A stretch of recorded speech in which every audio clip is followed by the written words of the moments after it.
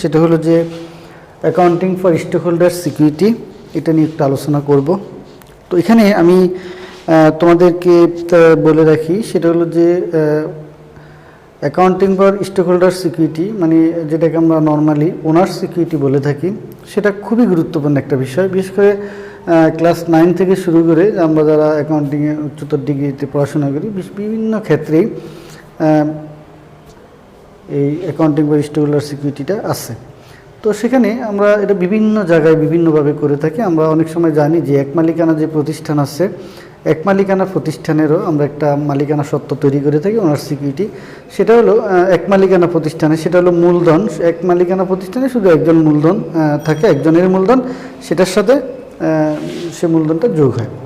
আবার আমরা জানি যেটা অংশীদারি বিজনেস, পার্টনারশিপ বিজনেস, আমরা জানি সেখানেও মালিকানা সত্ত্ব তৈরি করা হয়, সেখানে পার্টনারদের জন্য তৈরি করা হয়।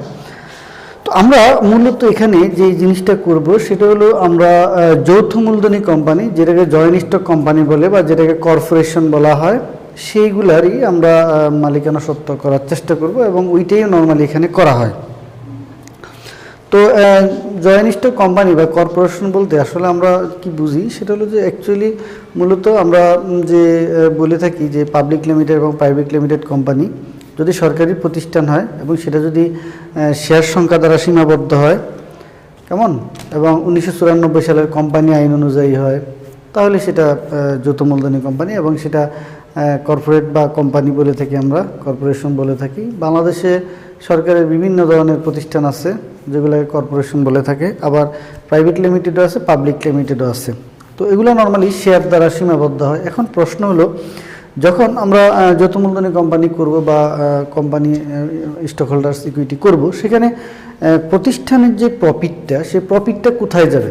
আমরা জানি এক মালিকানা বা অংশীদারি ব্যবসায় যে অংশীদার, যে মালিক, সে তার মূলধনে মুনাফাটা যোগ হয়। কিন্তু যখন যৌথ মূলধনী কোম্পানি বলি বা জয়েন্ট স্টক কোম্পানি বলে থাকি, তাদের মূলধনটা কী হয়? তারা তো অনেক শেয়ার হোল্ডার। সেক্ষেত্রে আমরা রিটার্ন আর্নিংসের মধ্যে সেটাকে অ্যাড করতে পারি। তো আমি আজকে বিষয়গুলোই তোমাদেরকে দেখাবো, কেমন। তো এখানে আমরা জানি যে কোম্পানির ক্ষেত্রে তোমরা দেখো এখানে accounting for stock holder security, stock holder security আমি আবারও বলে রাখি, বিষয়টা হলো কনসেপ্টটা আমাদের মনে রাখবা, এ সমান সমান এল প্লাস ওই, আমাদের মূল কনসেপ্টটা কিন্তু এটাই, এখান থেকেই মূলত বিভিন্নভাবে ছড়িয়েছে। তো আমরা যদি বলি elements of stock holder security of a company, যেহেতু আমরা 1994 সালে কোম্পানি আইন অনুযায়ী আমরা কোম্পানির হিসাব করব, সেই কোম্পানির মালিকানা সত্ত্বটা কি, সেখানে কিভাবে হয় সেটা আমরা দেখব। তো এখানে বলছে elements of stock holders equity of a company, কোম্পানির মালিকানা সত্ত্বের উপাদান, মানে কোম্পানির যে ওনার সিকিউরিটি স্টেটমেন্ট আছে সেখানে কী কী জিনিস আসে সেটা আমাদের এখানে দেখার বিষয়। এখানে দেখা আছে শেয়ার ক্যাপিটাল, অর্থাৎ শেয়ার মূলধন থাকবে, অর্থাৎ প্রতিষ্ঠানের টোটাল যে মূলধনটা, সেই মূলধনটা শেয়ারের মাধ্যমে সীমাবদ্ধ থাকবে, শেয়ার হোল্ডারের মাধ্যমে, কেমন। সেটা আছে শেয়ার প্রিমিয়াম, অর্থাৎ এডিশনাল পেইড আপ ক্যাপিটাল। মনে রাখতে হবে প্রতিষ্ঠান যে টাকাটা শেয়ার হোল্ডারদের থেকে অতিরিক্ত নিবে, অর্থাৎ শেয়ার হোল্ডাররাই তো প্রতিষ্ঠানের মালিক, তো শেয়ার হোল্ডাররা যে পরিমাণ টাকা অতিরিক্ত বিনিয়োগ করে সেটাকেই বলা হয় শেয়ার প্রিমিয়াম বা সেটাকে বলা হয় additional paid up capital. Asset revaluation reserve, অর্থাৎ সম্পত্তি পুনর্মূল্যায়ন সঞ্চিতি, সেটাও হলো তোমার এখানে, অর্থাৎ আমরা জানি যে কোনো একটা সম্পত্তির ক্রয় মূল্য এবং বাজার মূল্যের সাথে পার্থক্য করেই সম্পত্তির মুনাফা নির্ণয় করা হয়, এবং যদি সেখানে সম্পত্তি যদি মূল্য বেড়ে যায় তাহলে সেটাই হলো সম্পত্তি মূল্য মূল্যায়ন সঞ্চিতি। নন ডিস্ট্রিবিউটেড স্পেশাল রিজার্ভ, অর্থাৎ অবন্টনযোগ্য যদি কোনো সঞ্চিতি থাকে, অর্থাৎ মনে রাখতে হবে বন্টনযোগ্য বলতে প্রতিষ্ঠানের যারা শেয়ার হোল্ডার তাদেরকেই, প্রতিষ্ঠান শেয়ার হোল্ডারদেরকেই লভ্যাংশটা দিয়ে দেওয়া হয়। কিন্তু যদি কোনো লভ্যাংশ বলো বা কোনো ধরনের মুনাফা, সেটা যদি প্রতিষ্ঠান যদি শেয়ার হোল্ডারদের মধ্যে বন্টন না করে তাদের কাছে থাকে, তাহলে সেটা হলো অবন্টনযোগ্য বিশেষ সঞ্চিতি বা নন ডিস্ট্রিবিউটেড স্পেশাল রিজার্ভ, যেটাকে আমরা বলে থাকি। এছাড়া আছে জেনারেল রিজার্ভ বা আমরা সাধারণ সঞ্চিতি বলে থাকি। প্রতিষ্ঠান তার বিভিন্ন প্রবলেম সলভ করার জন্য এটা রেখে রাখে। ট্যাক্স হলিডে রেভিনিউ, কর অবকাশ সঞ্চিতি। অনেক সময় প্রতিষ্ঠান যখন নাকি কোম্পানি গঠন হয়, তখন সরকার কর্তৃক তাকে একটা নির্দিষ্ট সময়ের জন্য ট্যাক্সটা মকুব করা হয়, সেটাকে আমরা ট্যাক্স হলিডে বলে থাকি। রিজার্ভ ফর রি ইনভেস্টমেন্ট, পুনঃবিনিয়োগ সঞ্চিতি, এর যদি প্রতিষ্ঠানে কোনো অর্থ থাকে সেটা যদি পুনঃবিনিয়োগ করে তাহলে সেটা হবে রিজার্ভ ফর রি ইনভেস্টমেন্ট সঞ্চিতি। রিটেন আর্নিংস, সংরক্ষিত আয়। মনে রাখতে হবে রিটেন আর্নিংসটা খুবই ইম্পর্টেন্ট, কারণ হলো রিটেন আর্নিংসটা হলো প্রতিষ্ঠানের যে অভ্যন্তরীণ উৎস বলে থাকি, প্রতিষ্ঠান যে বিভিন্ন সোর্স থেকে যে তহবিলটা বৃদ্ধি করে, তারা যে শেয়ার বা অন্যান্য জিনিস আছে, তারা যে ওইখান থেকে অভ্যন্তরীণ বিভিন্ন উৎস থেকে, অর্থাৎ মূল কনসেপ্ট হলো রিটেন আর্নিংসটা হলো প্রতিষ্ঠান যা ইনকাম করে। মনে রাখতে হবে, খেয়াল রাখবা, ইপিএস, প্রতিষ্ঠানের যে ইপিএস আছে শেয়ারের প্রতি আয়, আর্নিং পার শেয়ার, সেই শেয়ারের যে অংশটা ডিভিডেন্ড দিয়ে দেয়, বাকি অংশটা প্রতিষ্ঠান রিটেন আর্নিংস হিসেবে সংরক্ষণ করে রাখে। প্রতিষ্ঠান যদি ইপিএস হয় 100 টাকা শেয়ার প্রতি আয়, তাহলে ডিভিডেন্ড যদি 40 টাকা দেয়, তাহলে তারা 60 টাকা প্রতিষ্ঠানে জমা রাখে। এটাকে নর্মালি রিটেন আর্নিংস বলে থাকে।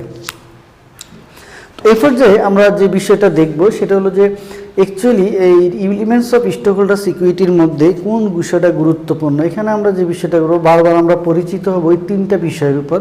একটা বিষয় হলো শেয়ার ক্যাপিটাল, মেইন যে উপাদান আমরা বলে থাকি সেটা 3টা উপাদান থাকে এখানে। Share capital, paid in access in capital এবং রিটেন আর্নিংস, এই 3টা বিষয় নর্মালি আমরা বারবার আলোচনা করব এই ওনার সিকিউরিটি স্টেটমেন্টে। কেমন? তো তোমরা অনেকেই জানো যে কিভাবে শেয়ার ইস্যু করা হয়, কিভাবে শেয়ার বাজারে আসা হয়, তোমরা এই বিষয়গুলো অনেক আগে থেকেই পড়েছো, আমি এই বিষয়ে যাব না। তো আমরা আজকে যে বিষয়টা নিয়ে একটু আলোচনা করব আর একটু, সেটা হলো যে প্রতিষ্ঠান যখন শেয়ার ইস্যু করে, সেই শেয়ারটা প্রতিষ্ঠান কিভাবে ইস্যু করে, কয়ভাবে ইস্যু করে, আমরা সেই বিষয়টা নিয়ে আমরা একটু এখানে আলোচনা করব। কেমন? এখানে দেখো, তোমরা একটা বিষয় খেয়াল করো, সেটা হলো যে প্রতিষ্ঠান যখন শেয়ার ইস্যু করে, সে কয়ভাবে প্রতিষ্ঠান একটা শেয়ার ইস্যু করতে পারে। কেমন? আমরা এখানে এটাকে লিখতে পারি যে issuance of share or stock. কেমন? বা আমরা যেটাকে বলে থাকি শেয়ার বা স্টক ইস্যু বা বিলীকরণ, শেয়ার বা স্টক ইস্যু করা বা বিলীকরণ। মনে রাখবা, প্রতিষ্ঠানের যে অর্থ আছে, প্রতিষ্ঠানের অর্থ প্রতিষ্ঠান তাদের এটা শেয়ারে রূপান্তর করে, প্রতিষ্ঠান তারা যদি বাজারে শেয়ার বিক্রির মাধ্যমে প্রতিষ্ঠান তাদের তহবিল সংগ্রহ করে, তো সেই স্টকটা যে ইস্যু করে, প্রতিষ্ঠান কয়ভাবে স্টক ইস্যু করতে পারে। তো আমরা 1 নম্বরে যেটা দেখতে পারি সেটা হলো যে প্রতিষ্ঠান তাদের কয়ভাবে ইস্যু করে। তো এখানে যেটা দেওয়া আছে,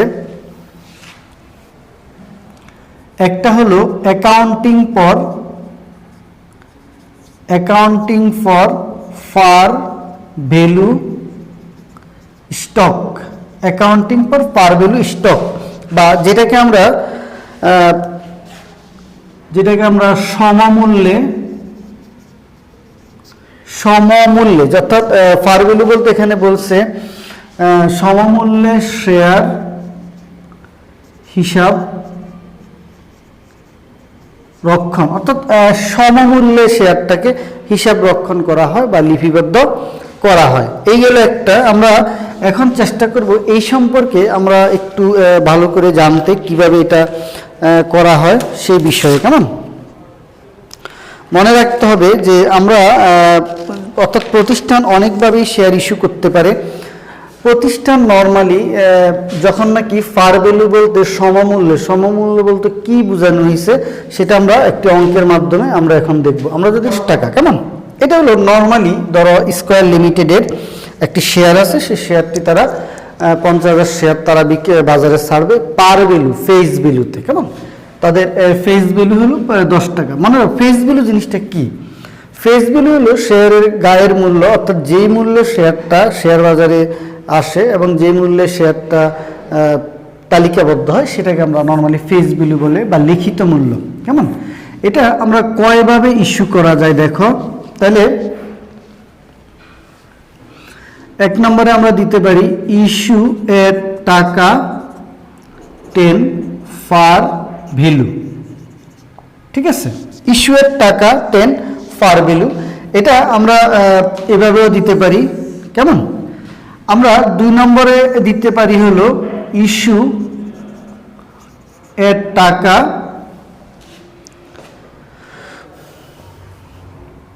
এর টাকা 50 পার শেয়ার, কেমন পার শেয়ার, কেমন এটা তো আমরা দিতে পারি, কেমন। এরপর আমরা দিতে পারি 3 নম্বরে ইস্যু এর টাকা 8 পার শেয়ার, কেমন পার শেয়ার। তোমরা একটা জিনিস লক্ষ্য করো, একটা শেয়ার একটা প্রতিষ্ঠান 3 ভাবে বাজারে ইস্যু করতে পারে, অর্থাৎ সমমূল্যে শেয়ার হিসাব রক্ষণের ক্ষেত্রে সে 3 ভাবে হতে পারে, অর্থাৎ তার শেয়ারটার মূল্য হলো 10 টাকা, এটাকে আমরা ফেস ভ্যালু বলে থাকি। এই শেয়ারটা শেয়ার বাজারে 3 ভাবে ইস্যু করা যায়, একটা হলো সমমূল্যে ইস্যু করা যায়, একটা হলো অধিহারে ইস্যু করা যায়, একটা হলো অবহার, যেটাকে আমরা ডিসকাউন্ট বলে থাকি, কেমন। তো আমরা জানি যে এখানে নর্মালি আমরা যদি খেয়াল রাখতে হবে যে আমাদের যে অতিরিক্ত যে টাকাটা, আমরা যেমন আমাদের যদি এমন হয় যে ঠিক আছে আমি 10 টাকার শেয়ার আমি 10 টাকায় যদি আমি ইস্যু করে থাকি, তাহলে আমি কিভাবে হিসাবটা করব। দেখো আমি প্রথম যেই এখানে যে জাবেদাটা করব সেটা হলো, দেখো আমি টাকাটা ক্যাশ গ্রহণ করলাম, কেমন cash debit common stock credit. আমরা এখানে আরো অনেক কিছু লিখতে পারি, যে কমন স্টক ফার ভ্যালুও দিতে পারি, ঠিক আছে আমি দিব কমন স্টক ফার ভ্যালু, দেওয়া যায় ক্রেডিট, ঠিক আছে common stock par value credit. সেটা হলো আমার শেয়ার হলো 50,000 টাকা শেয়ার, আমার যদি 10 টাকা 50,000 শেয়ার 10 টাকা করে যদি হয় তাহলে কত হবে 5 লক্ষ টাকা, ঠিক আছে আমার এখানে 5 লক্ষ টাকা। এই হলো আমার যদি শেয়ারটা যদি আমি সমমূল্যে যদি শেয়ারটা আমি ইস্যু করি, অর্থাৎ 10 টাকার শেয়ার 10 টাকাতে যদি ইস্যু করে, তাহলে প্রতিষ্ঠানের কোনো অতিরিক্ত টাকা সে গ্রহণ করে না, কেমন এই গেল এটা যদি সমমূল্যে ইস্যু করা হয়। যদি শেয়ারটা সমমূল্যের থেকে ফেস ভ্যালু থেকে যদি অতিরিক্ত টাকা গ্রহণ করা হয় তাহলে কি হবে, দেখো তাহলে হবে cash debit common stock par value credit paid in capital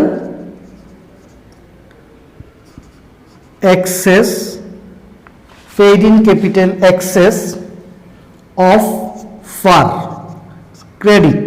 দেখো তোমরা এখানে লক্ষ্য করো, তো আমার এখানে কত টাকা, আমার এখানে হলো 50,000 শেয়ার গুণন 10 টাকা হলো ফেস ভ্যালু, তাহলে হলো 5 লক্ষ, কেমন 5 লক্ষ। তাহলে আমার কমন স্টক হবে, আমরা এখানে একটু ইয়ে করে দিই, কমন স্টক হবে 5 লক্ষ টাকা, ওকে কমন স্টক দেখো 5 লক্ষ টাকা। আমি যদি শেয়ার হোল্ডারদের থেকে কোনো অতিরিক্ত অর্থ গ্রহণ করি তাহলে সেটা মনে রাখবা, সেটাকে আমরা প্রিমিয়াম বলে থাকি, অর্থাৎ যেটাকে paid in capital excess of par, অর্থাৎ এটা হবে কি ক্রেডিট। তাহলে আমরা দিতে পারি 50,000 শেয়ার গুণন অতিরিক্ত আমি 40 টাকা করে নিলাম, তাহলে 4×5 20 লক্ষ, আমি 20 লক্ষ টাকা অতিরিক্ত নিলাম, কেমন এটা আমি 20 লক্ষ টাকা এখানে দিব, এই যে 20 লক্ষ টাকা টোটাল আমি টাকা গ্রহণ করলাম 25 লক্ষ। শিক্ষার্থী তোমরা লক্ষ্য করো, অর্থাৎ মনে রাখবা যদি আমি 10 টাকার শেয়ার আমি যদি বাজারে 10 টাকায় যদি ইস্যু করি তাহলে আমার পুরো টাকাটা কমন স্টকে, অর্থাৎ কমন স্টকে আমার যে টাকাটা যাবে সেটা মনে রাখবা সেটা ফেস ভ্যালুতে যাবে, এই যে ফেস ভ্যালুতে দেওয়া আছে। আমি যদি কোনো অতিরিক্ত টাকা গ্রহণ করি, অর্থাৎ ফেস ভ্যালু থেকে আমি যদি অতিরিক্ত ইস্যু করি যেটাকে প্রিমিয়ামে বলা হয়, ফেস ভ্যালু থেকে আমি অতিরিক্ত যে পরিমাণ টাকা এখানে গ্রহণ করলাম ওই অতিরিক্ত ফেস ভ্যালুর টাকাটা সবসময় কমন স্টকে ফেস ভ্যালুর টাকা যাবে। প্রতিষ্ঠানের যে মূলধন সেই মূলধনের মূল 10 টাকারই হবে যেটা দেওয়া থাকবে, অতিরিক্ত কোনো টাকা নিলে সেটা থাকবে paid in capital excess of par. আশা করি তোমরা বুঝতে পেরেছো। অনেক সময় প্রতিষ্ঠান কি করে দেখো, প্রতিষ্ঠান তারা অতিরিক্ত যে অর্থ তার থেকে তারা যে এখানে যেটা দেওয়া আছে ফেস ভ্যালুর থেকে তারা কম দামে তারা বাজারে তারা শেয়ার ইস্যু করে। যদি ফেস ভ্যালুর থেকে তারা কম দামে শেয়ার যদি বাজারে ইস্যু করে তাহলে আমরা সেটাকে কিভাবে হিসাব করব তোমরা একটু দেখো।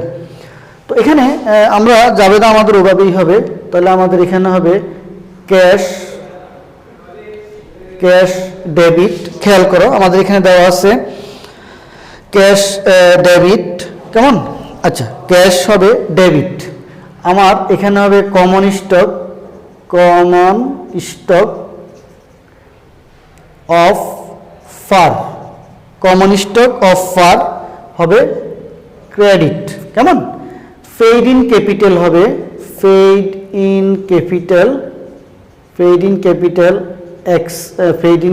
হবে এখানে পেইড ইন ক্যাপিটাল হবে ডেবিট। কিভাবে দেখো ডেবিট কেন হলো? আমার মনে রাখতে হবে প্রতিষ্ঠান যদি এখানে লক্ষ্য করো, প্রতিষ্ঠান 10 টাকারটা 10 টাকায় সে যখন গ্রহণ করবে তখন সেটা ঠিক আছে কমন স্টক হবে। প্রতিষ্ঠান যদি, খেয়াল করো, প্রতিষ্ঠান যদি ফেস ভ্যালু থেকে অতিরিক্ত দামে শেয়ার ইস্যু করে তাহলে অতিরিক্ত টাকাটা তাদের পেইড ইন ক্যাপিটালে গিয়ে জমা হবে, কেমন? আচ্ছা, প্রতিষ্ঠান যদি কম দামে শেয়ার ইস্যু করে তাহলে কি হবে? দেখো, প্রথম কথা হলো কমন স্টকের মধ্যে যাবে। প্রতিষ্ঠান যদি 50,000 শেয়ার, তাদের যে 10 টাকা সেটা 5 লক্ষ টাকা। লক্ষ্য করো এখানে কিন্তু 5 লক্ষ টাকাই হবে। কেন হবে?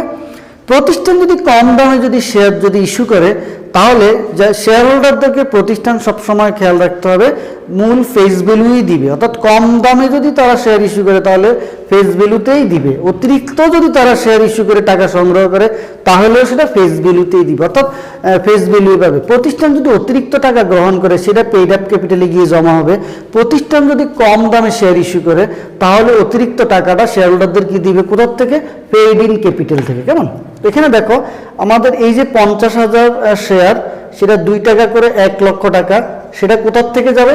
সেটা পেইড ইন এক্সেস ক্যাপিটাল এখানে ডেবিট হবে, পেইড ইন ক্যাপিটাল ডেবিট হবে। কারণ এই টাকাটা পেইড ইন ক্যাপিটাল থেকেই নর্মালি যায়। যদি প্রতিষ্ঠান কোনো ঘাটতি পূরণ করে, অর্থাৎ খেয়াল রাখো প্রতিষ্ঠান যদি ফেস ভ্যালু থেকে অতিরিক্ত টাকা গ্রহণ করে তাহলে সেটা যেমন পেইড ইন ক্যাপিটালে গিয়ে জমা হয়, এই জন্য ক্রেডিট হয়। প্রতিষ্ঠান যদি ফেস ভ্যালু থেকে কম দামে শেয়ার ইস্যু করে তাহলে শেয়ার হোল্ডারদেরকে কিন্তু পূর্ণ টাকায় 10 টাকা করেই দিতে হয় ফেস ভ্যালু। কারণ মনে রাখতে হবে কমন স্টকে কখনোই ফেস ভ্যালুর থেকে কম দামে শেয়ার থাকবে না, তো সেক্ষেত্রে এখানে 10 টাকাই হবে। ওকে, এই যে 2 টাকা করে প্রতি শেয়ারে সে লস দিবে সেটা হলো পেইড ইন ক্যাপিটাল ডেবিট হবে। এবং আরেকটা বিষয় লক্ষ্য করো, সেটা হলো দেখো 8 টাকা করে 4 লক্ষ টাকা সে ক্যাশ গ্রহণ করবে, কেমন? তাহলে মূলত শেয়ার হোল্ডারদের থেকে সে গ্রহণ করছে, সে যদি কম গ্রহণ করে তাহলে আমাদেরকে খেয়াল রাখতে হবে যে শেয়ার হোল্ডার থেকে যদি সে কম দামে যদি গ্রহণ করে তাহলে একটা বিষয় খেয়াল রাখবা, সেটা হলো যে নর্মালি আমরা যে বিষয়টা এখানে বলবো সেটা হলো যে কম দামে শেয়ার গ্রহণ করলে অবশ্যই প্রতিষ্ঠানের পেইড ইন ক্যাপিটাল থেকেই টাকাটা যাবে। আশা করি তোমরা বিষয়টা বুঝতে পেরেছ। এরপর যে প্রিয় শিক্ষার্থীবৃন্দ, আমরা শেয়ার কিভাবে ইস্যু করে মানে সমমূল্যে সেই বিষয়টা আমরা দেখলাম। এবার আমরা আরেকটা গুরুত্বপূর্ণ বিষয় নিয়ে আলোচনা করব, সেটা হলো যে অনেক সময় তোমরা দেখবা যে আরেকটা গুরুত্বপূর্ণ, সেটা হলো অনেক সময় ফেস ভ্যালু দেওয়া থাকে না, সেটা কিভাবে হবে সেই বিষয়টা নিয়ে আমরা একটু আলোচনা করব। অনেক সময় তোমরা দেখবা অঙ্কের মধ্যে ফেস ভ্যালু থাকবে না। ফেস ভ্যালু না থাকলে সেটা কিভাবে হয় সেটা দেখো, সেটা হলো যে দেওয়া আছে accounting for issue of non par stock, accounting for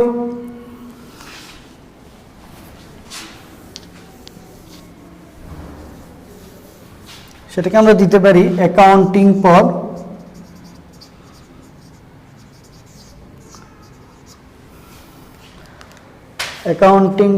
issue of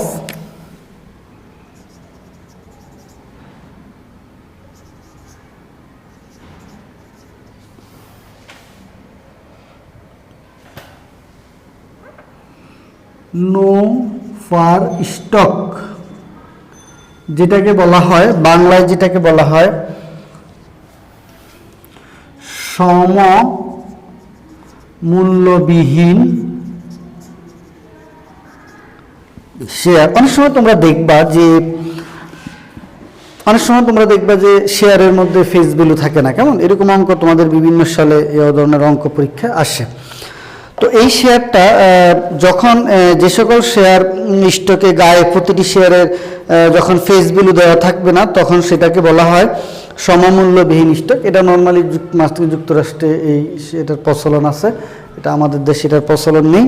তারপরে অনেক সময় এটা না থাকার কারণ কি, অনেক সময় দেখা যায় যে ওরা মার্কিন যুক্তরাষ্ট্রের বিভিন্ন স্টেটের মধ্যে তারা এই ধরনের শেয়ারগুলো ইস্যু করে, যেটার মধ্যে কোনো ফেস ভ্যালু বা কোনো মূল্য নির্দিষ্ট থাকে না। তো এই জন্য তারা যেটা করে সেটা অনেক সময় তারা নিজের মতো করে মূল্য ধরে নেয়। তো এটা কিভাবে আমরা করব সেটা একটু দেখব।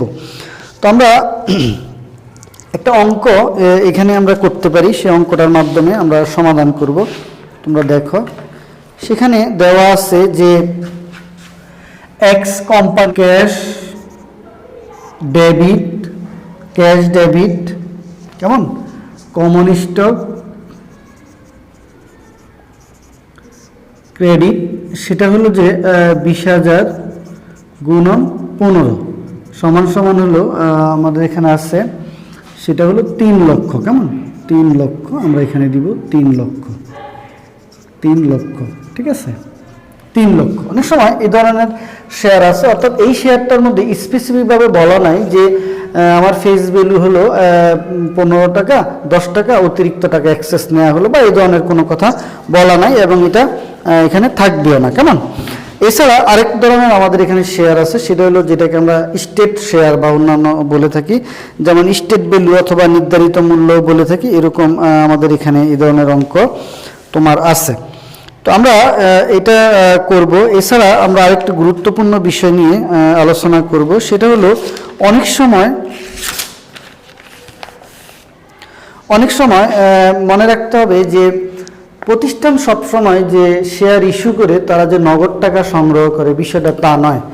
অনেক সময় প্রতিষ্ঠান শেয়ার ইস্যু করে তারা খরচের কারণেও হতে পারে, অর্থাৎ অনগদ বলতে যেটা বোঝানো হয় মানে তারা শেয়ারটা সংগ্রহ করে ওই শেয়ার থেকে মানে কোনো খরচ যদি হয় সেখান থেকেও তারা শেয়ারের মাধ্যমে সেটা প্রদান করে। ধরো প্রতিষ্ঠান কোনো খরচ করলো, সেখান থেকে তারা সে বিনিময়ে শেয়ার দিয়ে দিল, তবে সেই খরচটা অবশ্যই প্রত্যক্ষ খরচ হতে হবে। তো আমরা এখন যে জিনিসটা করব সেটা একটু গুরুত্বপূর্ণ একটা আমরা ম্যাথ করার চেষ্টা করব। তো আশা করি তোমরা মনোযোগ দিয়ে দেখবা। সেটা হলো যে স্টক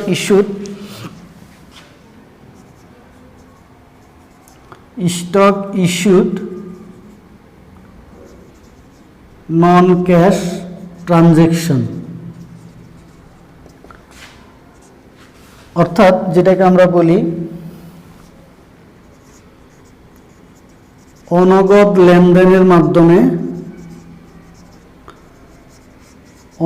লেনদেনের মাধ্যমে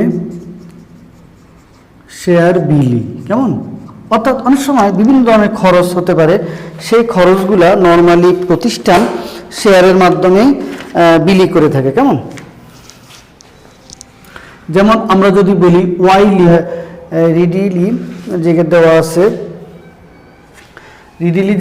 আছে, রিডিলি ডিটারমিনেবল বা ফেয়ার ভ্যালু অফ প্যাটার্ন 65,000, অর্থাৎ স্টকের ফেয়ার ভ্যালুটা তারা ডিটারমাইন হয়নি, কিন্তু ফেয়ার ভ্যালু অফ প্যাটার্নের ডিটারমাইন হলো যেটা 65,000। তো সেক্ষেত্রে আমরা কিভাবে এটাকে হিসাবভুক্ত করব, কারণ আমি কিন্তু মনে রাখতে হবে ওয়াই লিমিটেড কিন্তু সে নগদ টাকা গ্রহণ করেনি। তো সেক্ষেত্রে আমাদের একটা বিষয় খেয়াল রাখতে হবে, যদি এইভাবে আমরা করব, সেটা হলো যে প্যাটেন্ট যেহেতু একটা অ্যাসেট, তাহলে patent account debit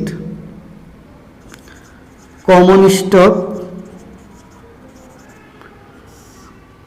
credit additional paid in capital credit.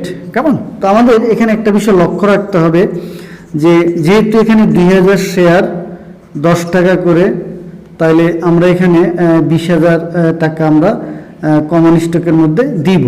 কেমন এখানে 20,000 টাকা, তাহলে এখানে হলো 20,000 টাকা। এরপরে যে অতিরিক্ত যে টাকাটা, সেই অতিরিক্ত টাকাটাকে আমরা ব্যালেন্সিং ফিগার হিসাবে দিতে পারি।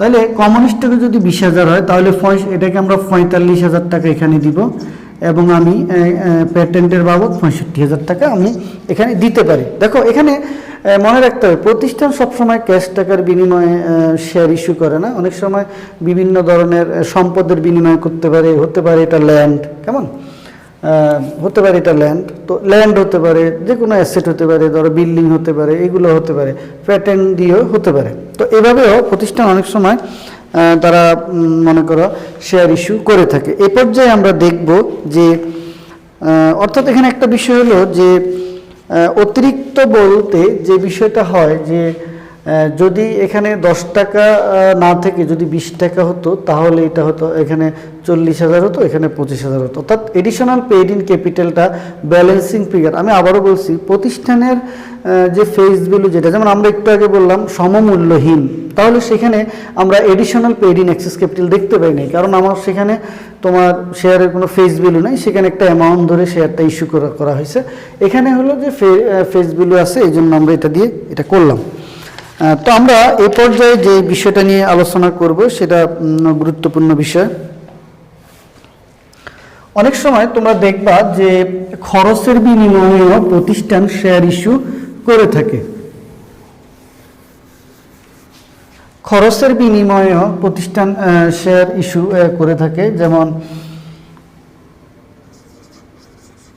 কস্ট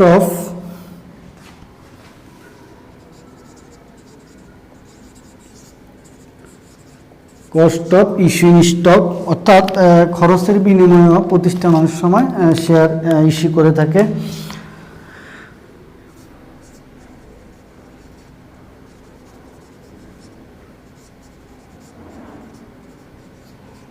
শেয়ার বা স্টক বিলি ব্যয়, অর্থাৎ শেয়ার বা স্টক যদি বিলি করে, তো এর মধ্যে মনে রাখতে হবে এখানে দুই ধরনের বিলি করে, তো এর মধ্যে মনে রাখতে হবে এখানে দুই ধরনের খরচ আছে।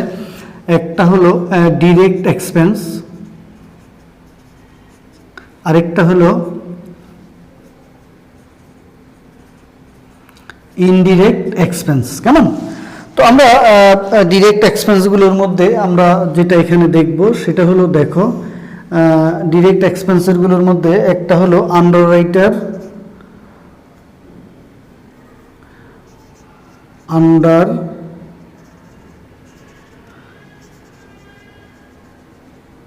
কমিশন, তারপরে যেটা হতে পারে সেটা হলো লিগ্যাল ফি, তারপরে যেটা হলো সেটা হলো প্রিন্টিং কস্ট,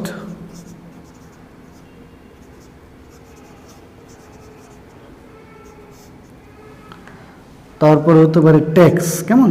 এই খরচগুলো হলো ডিরেক্ট এক্সপেন্স। প্রতিষ্ঠান মনে রাখতে হবে যে এই ধরনের এই আন্ডাররাইটার যে খরচগুলো আছে এগুলো প্রতিষ্ঠানের ডিরেক্ট এক্সপেন্স, এগুলো হলো ইনডিরেক্ট এক্সপেন্স। আমরা একটা অঙ্কের মাধ্যমে দেখব কিভাবে এগুলো হিসাবের মধ্যে আসবে, কেমন? তো আমরা একটা ম্যাথ করব, তো ম্যাথটা আমি তুলতে একটু সময় লাগবে, তোমরা আশা করি আমার সাথেই থাকবা।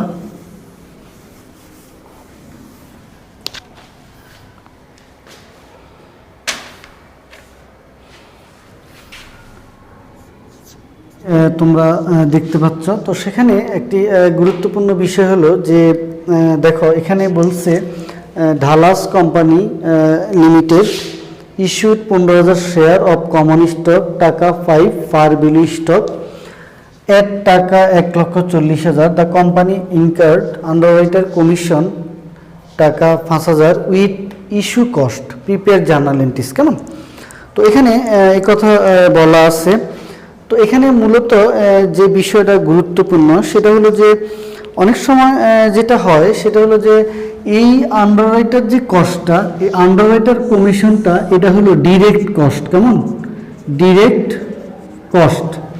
তো যদি ডিরেক্ট কস্ট হয় তাহলে আমরা কি করব, দেখো আমরা জাবেদাটা কিভাবে করব, আমরা যেটা করব ক্যাশ ডেবিট, কেমন? আমাদের ক্যাশ ডেবিট, আরেকটা হলো কমন স্টক হলো ক্রেডিট, এডিশনাল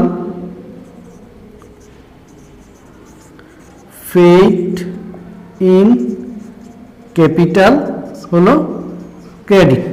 কেমন, তুমি একটু লক্ষ্য করো, এখানে খুবই গুরুত্বপূর্ণ একটা বিষয়, সেটা হলো দেখো আমার এখানে টোটাল টাকা কত, আমাকে আগে সেই বিষয়টা এখানে খেয়াল করতে হবে। দেখো আমার এখানে স্টক এর টাকা টোটালের 1,40,000 টাকা। কেমন, টোটাল আমি 1,40,000 টাকা গ্রহণ করলাম। তো আমি কিভাবে বুঝবো, দেখো আমি এখানে 15,000 শেয়ার হলো 5 টাকা করে আমি গ্রহণ যদি করি, তাহলে 5×15 হলো 75,000। কেমন, আমার কমন স্টকে দেখো 75,000 টাকা এখানে যাবে, কমন স্টকে যাবে কত, 75,000। প্রশ্ন হলো আমি ক্যাশ গ্রহণ করলাম কত, দেখো ক্যাশ গ্রহণ করলাম আমি, যে এখানে দেওয়া আছে, আমি যদি বলি 1,40,000 মাইনাস 5,000, তাহলে 1,35,000 টাকা।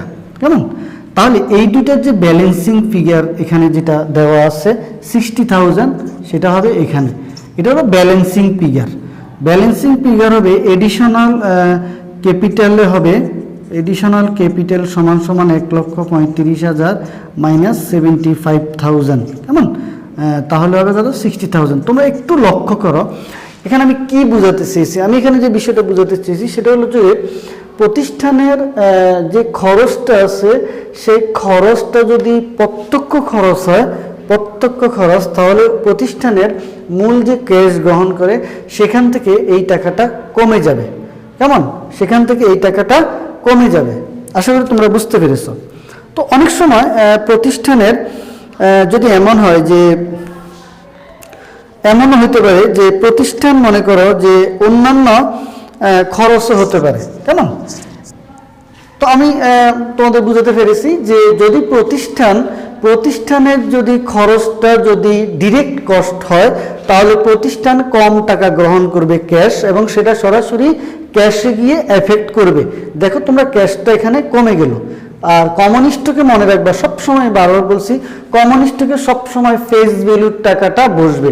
দেখো এখানে ফেস ভ্যালুর টাকাটাই বসলো। কেমন, আর বাকি টাকাটা হবে ব্যালেন্সিং ফিগার, যেটাকে আমরা BF বলে থাকি। কেমন, ব্যালেন্সিং ফিগার। ওকে, আচ্ছা, যদি এমন হয় যে এই ইয়েটা, এই যে এই আন্ডাররাইটার কমিশনটা যদি সেটা ইনডিরেক্ট কস্ট হয়, তাহলে কি হবে, যদি ইনডিরেক্ট যদি কস্ট হয়, যেমন আমরা ইনডিরেক্ট কস্টের মধ্যে আমরা একটা কস্ট এখানে লিখতে পারি যে, যেমন এটা যদি এইটা না হয়ে যদি এমন হয় যে এখানে থাকতো যে আন্ডাররাইটার কমিশন নাই, কেমন, কমিশন না হয়ে যদি থাকতো যে এখানে যে এখানে এটা ছাড়াও আরেকটা কস্ট আমি তোমাদেরকে দেখাতে পারি, সেটা হলো যে সেটা আমরা দিতে পারি যে স্টক ট্রান্সফার এক্সপেন্স। ধরো stock transfer expense, stock transfer expense, সেটা যদি ইনডিরেক্ট কস্ট, যেহেতু ইনডিরেক্ট কস্ট, তাহলে সেক্ষেত্রে কি হতো, দেখো যদি আমি আবারও বলছি, যদি এই টাকাটা অর্থাৎ যদি আমার এখানে এটা যদি ইনডিরেক্ট কস্ট হতো, তাহলে কি হতো, দেখো তাহলে আমার এখানে যে বিষয়টা হতো সেটা হলো যে আমার এখানে ক্যাশ হতো ডেবিট 1,40,000 টাকা। কেমন, 1,40,000 টাকা আমার এখানে ক্যাশ হতো। আর কি হতো, common stock credit additional paid in capital হতো ক্রেডিট। দেখো কিভাবে হতো, আমার এখানে আছে ধরো 15,000 গুণন 5 টাকা, তাহলে 75,000 টাকা আমার এখানে হতো। কেমন, 75,000 টাকা, 75,000 টাকা যদি এখানে হয়, তাহলে আমার এখানে কত হতো, আমার এখানে হতো 65,000। কেমন, এটা 65, এখানে কোনো ব্যালেন্সিং ফিগার হতো না। তাহলে আমাকে কি করতে হতো, তাহলে আমাকে অতিরিক্ত আরেকটা জাবেদা আমাকে দেওয়া লাগতো এইটার জন্য, এটার জন্য আমাকে আরেকটা অতিরিক্ত জাবেদা দিতে হতো। সেটা আমি দিতে হতো যে স্টক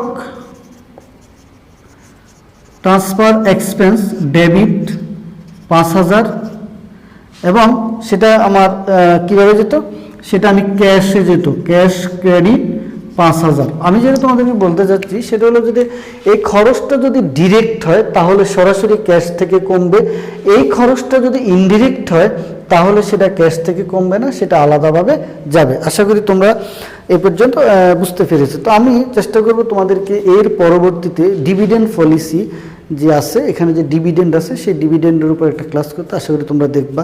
তারপরে ট্রেজারি স্টক কীভাবে এখানে হয় সেটাও আমি তোমাদেরকে পরবর্তী আরেকটা ক্লাস আমি দেখিয়ে দিব। তো আশা করি এই পর্যন্ত সবাই ভালো থাকবা, সুস্থ থাকবা এবং